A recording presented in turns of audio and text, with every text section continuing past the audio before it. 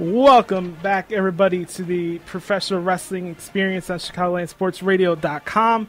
I'm Joshua Lopez. Our next guest is a WWE Hall of Famer, voice of many great programs over the years: Universal Wrestling Federation, Mid-South, WCW, WWE, and Smoky Mountain Wrestling. He's going to be here at House of Blues on May 31st at 2 o'clock, Reedside at evening with Jim Ross, as we welcome JR to the Pro Wrestling Experience. JR, how are you doing, my friend? I'm doing great. Thank you for having me on. No problem, man. What can we expect for your one-man show? You know, there's been a lot of things to cover over 40 years in the wrestling business. What do you want fans to take away from next Saturday's show? Well, we're going to tell a lot of stories that I think the fans will enjoy. Some of them are very funny, kind of outrageous experiences that I've seen and participated in over the 40-year run. A lot of crazy stuff during the territory era that really are some classics. And I'll be kind of the GPS of my career, starting back in Oklahoma and weaving it through the territory days and weaving it through Jim Crockett, Bill Watts, Jim Crockett, Ted Turner, Vince McMahon, all those guys I work for. And then we'll go through a lot of those things, Joshua. Then we'll stop and do our Q&A, which is my favorite part of the show, because I don't. No question is off limits. No topic is out of bounds. We answer all the Q&As honestly, and if I don't know the answer, I'll tell you I don't know. But I don't BS my way through it. And the fans love the Q&As, and it makes every show different. All the personalities, each audience has its own personality, so I'm excited about it. The last day of May at 2 o'clock in the afternoon on May 31st, and a lot of folks think that tickets are sold out. They are not. We do have some tickets remaining, and they will be available on Saturday at the door if you don't get them in advance at Ticketmaster.com. I remember you said a couple of weeks ago, Ticketron. Yeah, that was, I think I had a senior moment. Back in the day there was a Ticketron, and then Ticketmaster took over that. Yeah, sometimes I get wound up on my podcast, and you're working without a script and you're just having fun there. So, but Ticketmaster in advance, or if you're in a House of Blues neighborhood, you can drop by. But tickets will be available the day of the event at the door, like the old school. We always hold tickets back for that, and it's a family-friendly, all ages audience. Some of the stories get a little bit, a little colorful. But I try to be respectful of the audience, and so if the fans want to bring their kids, they're not going to leave embarrassed, I can promise you. Getting to watch the Legends of Mid-South DVD that came out a couple years ago, by the way, awesome commentary on it. There's been many great factions in the history of wrestling. You go from the Horsemen, DX, NWO, even Evolution, and then you look at today at the Shield. And they kind of remind me of a group known as the Rat Pack. Ted DiBiase, Matt Bourne, and Hacksaw Jim Duggan. I wanted to get your thoughts on the Rat Pack, and it culminated in one of the weirdest stipulation matches I ever heard. A coal miner's glove, steel cage, tuxedo, loser leaves town match. Well, the Rat Pack, I think, really off the radar for a lot of fans. They won't have any idea who you're talking about, because a lot of younger fans remember Ted DiBiase only as a $1 Million Man. Mm-hmm. They remember Jim Duggan only as the guy that says "ho" and has a 2x4, and most remember Matt Bourne as his tenure as Doink the Clown. But we take all those other things away, they were a phenomenal heel group. Matt Bourne was a very underrated wrestler, terrific hand in the ring. Jim Duggan was a lot like, he was a Bruiser Brody-like, very serious, very physical, big guy, very athletic. And DiBiase was the brains behind the outfit. It was the mouthpiece, and just one one of the greatest heels of all time, in my estimation. Ironically, I talked to Ted last night for a Ross Report podcast later on in the next few weeks, and we actually talked about the Rat Pack some and his time in Mid-South. But they were very, very good. They were catalysts to a large part of the success in that era because they posed a great threat to our biggest star, who was Junkyard Dog, and then of course at the right time, Jim Duggan became a fan favorite, and that culminated with the loser leave town, all the stipulations, the tuxedo, the coal miner's glove on the pole, and I called several of those matches, and I called one for the Legends of Mid-South DVD. It was a mouthful to get all of it out, but the bottom line of it was going to be a no disqualification match. And the loser was gone. So it was a real good. They had great chemistry, but if you just look at them and what their latest incarnation was for those guys, as I mentioned, you get a whole different view of what they were on that DVD, because Duggan was very serious, Matt Bourne was everything but Doink the Clown, and Ted was just absolutely at the top of his game. So they were very underrated and off the radar faction. You listen to the voice of one good old JR, Jim Ross, and the Pro Wrestling Experience on ChicagolandSportsRadio.com every Wednesdays 10 to 1 with yours truly, Joshua Lopez.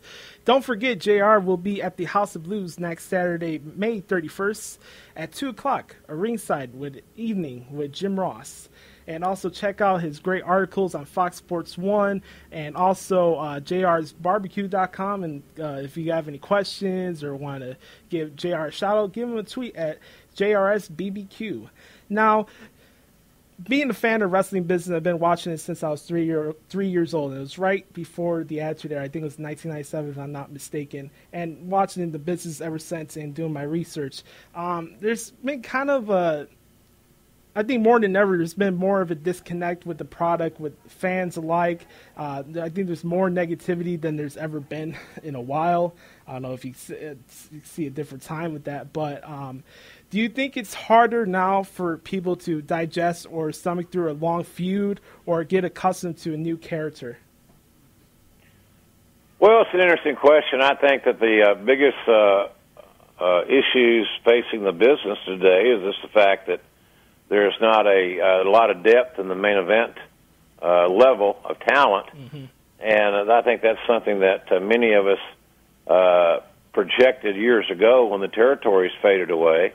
There's going to be some point in time that the holdovers from the territory era are going to get too old or too banged up to play every day, and we're going to train new guys. And so now that process is in place to train new talent. And so I think WWE and the business in general is going through some degree of a transitional period.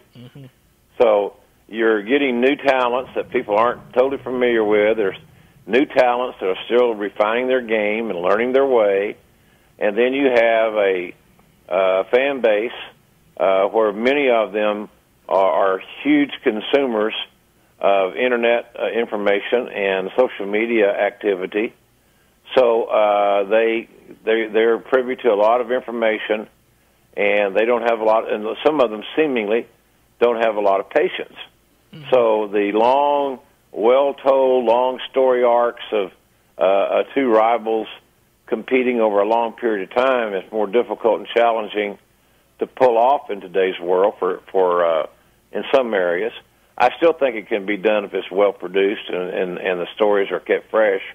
But the key issue is going to always be the talent. The WWE or Impact or Ring of Honor or whatever group you want to talk about, you've got to build depth, and you got to find guys that can work their way up and get on that starting team. And so I think there's a bigger issue there. I think that fans would be more patient, and no matter what they read online or what they tweeted each other, if they were still enjoying the storyline, they could tolerate it being a longer arc if the talent in the ring was compelling and the personal issues were very much underscored. So but I think overall, just to cut to the chase, I think the business in general right now is going through a massive transitional period, and it'll be interesting to see what comes out on the other side. Who are going to be the long-term stars of the future? Mm-hmm. And I don't think anybody can say, well, definitively it's going to be these 6 guys or these 8 guys or these 4 guys. We don't know yet. It's all the new guys that we're seeing, whether it be the Wyatts or the Shield in WWE, for example. The jury is still out because those guys are all still a work in progress. They still have a lot of room to improve, to be great on a daily basis. And I know they're working at it. They're trying hard. They're good kids. I'm all for them. I like their chances, but it just doesn't happen in a few months. Yeah, I totally agree. I've been doing a lot of research of just like a bunch of different interviews, backstage interviews, because to be honest, when I started watching wrestling, I was in it more in the storytelling aspect of it and the like art of wrestling. I was into the storylines at first, and then I got accustomed to watching old matches, and I love the art of wrestling just in general. And I think something that's missing is the series of backstage interviews with a lead announcer and a character that comes up new to the roster. I heard you in your pocket said, there's more than just making vignettes for a new character and then just thrusting them on air and then expecting everybody to have them over just in the span of a second. And I look at interviews like we did with Mankind, Mrs. Foley's baby boy, comes to the WWF and all his personal tribulations heading to the WWF. And then Kane, when he first took his mask off in 2004, which unfortunately led into the burning of JR. And then also Vince McMahon after the Montreal screw job. Do you think that's something that's missing in today's business? And which one of those interviews stand out the most to you? Well, I think the one that was the most effective for me was, as far as my perspective, was how we launched Mankind in that sit-down interview. It really worked for Mick. It established him, and it kind of launched his the vessel that he sailed for a good while on very successfully. So I would say that was probably the one that stands out the most. The Kane thing was so contrived and so hard to believe that it was. I always thought it was kind of an eyeball roller, and I didn't think it was very effective, quite frankly, because I don't think that the fans were going to buy into the fact that another human being's going to be set on fire and there'd be no repercussions, and he wasn't suspended, and I wasn't in the hospital, and all these things. It was just it was ill-conceived in my view, but it still comes back to talent. And Mick doing that interview, Mick was a great talker and a great communicator. He was experienced when Mick did that interview. He'd been in the business a long time. He'd been in territories. He'd been a journeyman. He'd been around the world, so to speak. He'd worked in Japan and worked in the Dallas territory and other territories. So Mick had a background, and he was experienced. He wasn't a rookie kid that was just learning his way. He was finally given an opportunity to come to WWE, and he was ready for it. My point was some of these new guys, they're not ready for it yet, and that's not an indictment on them. You're young. They're inexperienced, and they're learning on the job as they go. And, guys like Bray Wyatt's doing a great job with his promos. That whole Wyatt family presentation is very unique. I don't know if they're character baby faces or if they're heels, but maybe that doesn't matter. I do know that the WWE has done a very nice job of building the rivalry between the Shield and Evolution. And in that matchup, I know that the Shield are the baby faces. So, that's kind of where we are. I still believe that you've got to have a distinction between the good guys and the bad guys. It's pretty, to me, it's pretty simple human nature. But that's only my maybe, and I will admit too, I'm old school. I think that I still think people tune in to a wrestling TV show ostensibly to watch wrestling. They don't tune into a wrestling TV show because they know they're going to be served amazing dramatic acting, or they're going to be provided hilarious comedy. You might get some comedy, and it'll be organic if you do, and it'll be natural, and you may hear a great spirited promo, like Nick's promo we did backstage, or promos other guys have done over the years in the ring. But I don't think you tune into pro wrestling to knowing that you're going to get a great dramatic presentation from a wonderful thespian, or you're going to get this uproarious comedic monologue from a comedy personality. But it's all about wrestling. It's still all about the competition and the personal issues and suspending one's disbelief with the physicality that these guys and gals are so good at doing. It's just that some of them are better at it than others, and your goal, as I mentioned earlier, is to get more and more of those people on that upper level of the main event level of competition, and that's what the business is missing. But it's not because they're not trying to get there. It's just, again, Steve Austin was in the business, I think, about 7 years before he came to WWE, and we hired him. And then he was here another year or so before he really found his way. And if you look at that, just do the very simple math, that's 8 years. Now, I'm not telling you it's going to take 8 years for some of these guys, but I'm going to tell you this, they're not going to get it done in a year. You're not going to get it done in 6 months. The Shield should all get better. They should be much better this time next year than they are now. And that's by no means saying they're not good now, but they have a chance to be great in a year. Oh, yeah. I totally see where you're coming from with that. You're listening to the Pro Wrestling Experience on ChicagolandSportsRadio.com with yours truly, Josh Lopez, talking to WWE Hall of Famer Jim Ross. He's going to be here Saturday, May 31st at the House of Blues for his ringside show. You have any Q&As you want to ask JR, just go to jrsbarbecue.com and purchase all his great barbecue sauce and beef jerky over there. And there's a little transition here. Chicago's obviously known for being a hotbed for professional wrestling over the years. Yeah. And I wanted to know, what were some of your favorite memories, just as a fan or during your time in the business of Chicago? Well, Josh, I want to regress a little bit. We got this, you mentioned the barbecue sauce and the ketchup and the mustard and the jerky and all the things that we do, that my family produces, which I appreciate, by the way. Thank you. No problem. At the House of Blues on Saturday, May 31st, we're going to have plenty of product there that fans can come and buy without shipping and handling and all those crazy additional charges. And then, the folks at the Squared Circle restaurant, which I'm sure all the fans of Chicago are familiar with, Lisa Verone's place. We're going to be headed out there after our show.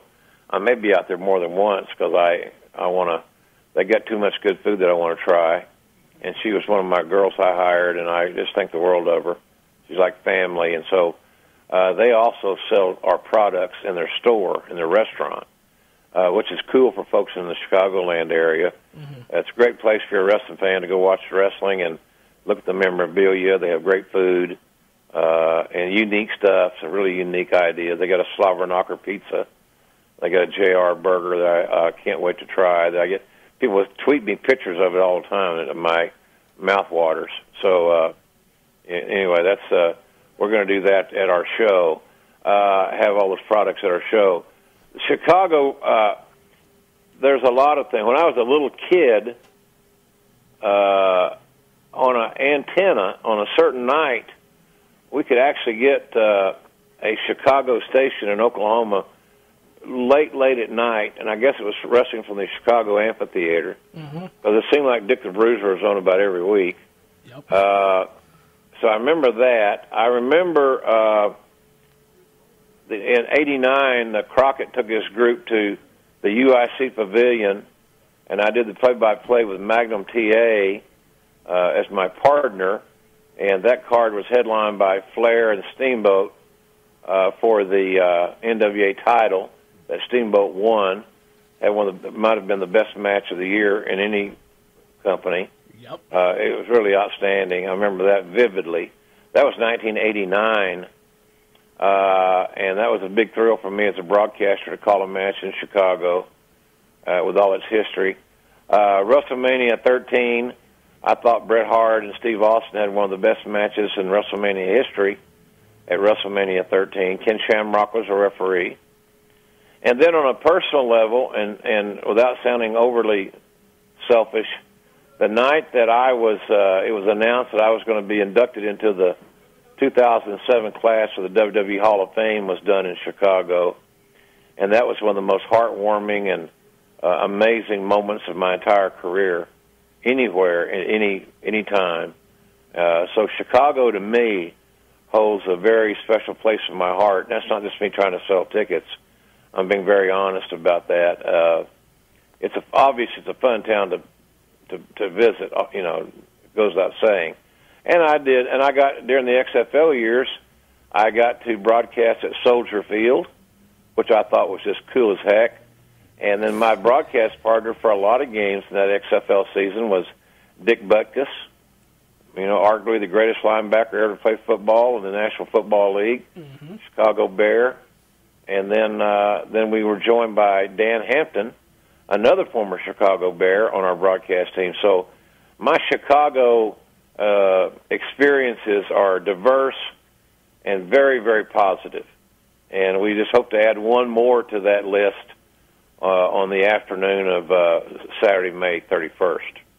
You know, it's kind of cool. You know, this long journey you started the show last year, and getting to talk to the person that inspired me to get into wrestling, JR, coming on the Pro Wrestling Experience is awesome. I was there for the announcement with the Hall of Fame announcement, so that was another awesome moment for me to be there to share that with you as well. This little transition here. I know you got your pro boxing broadcast debut on Fox Sports 1 coming up on Monday. How excited are you for that? And who's some of your favorite boxers growing up?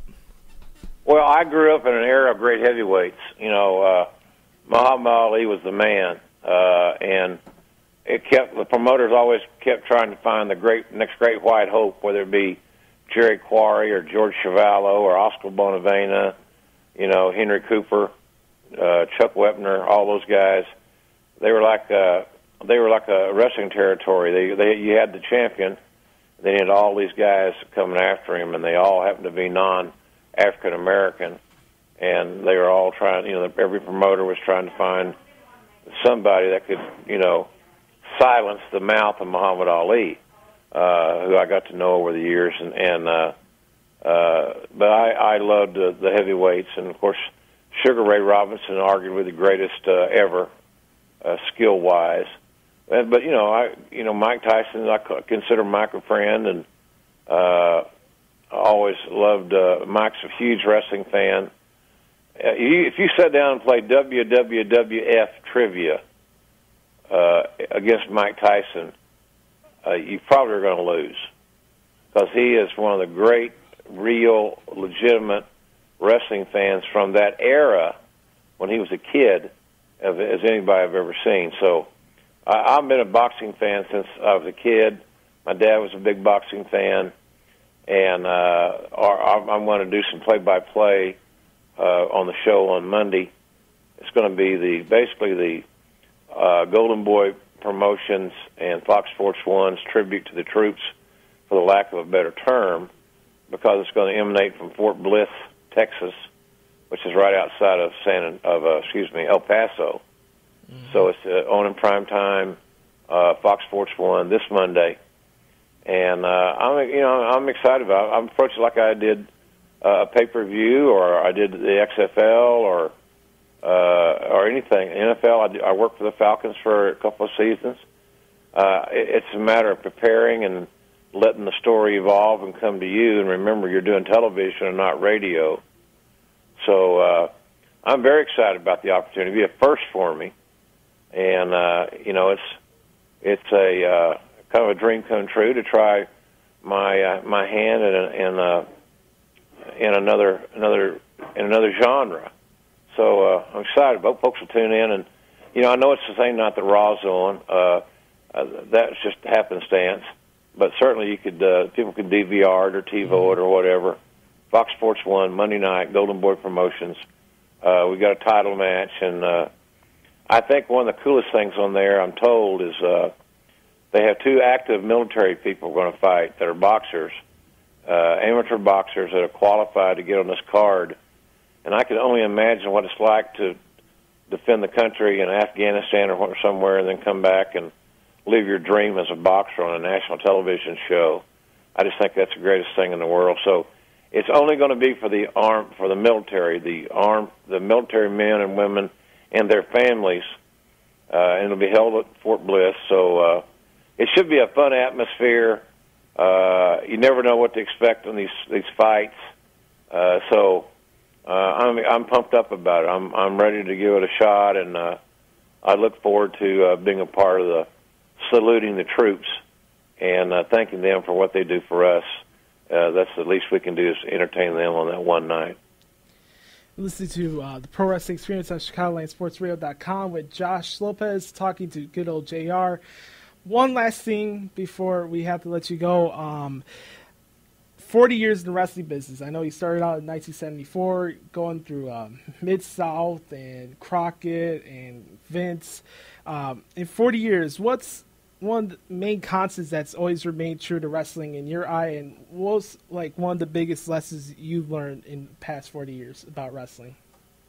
Well, I think that the thing that the fundamentals that were in place in 1974 should be the same fundamentals are in place today, but they're not across the board.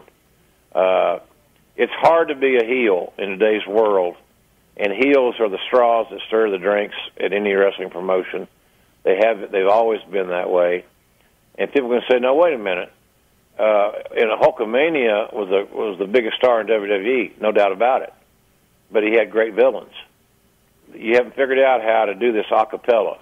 The top star got to have a adversary, and one that threatens them. So the great heels that made the lightning rod, the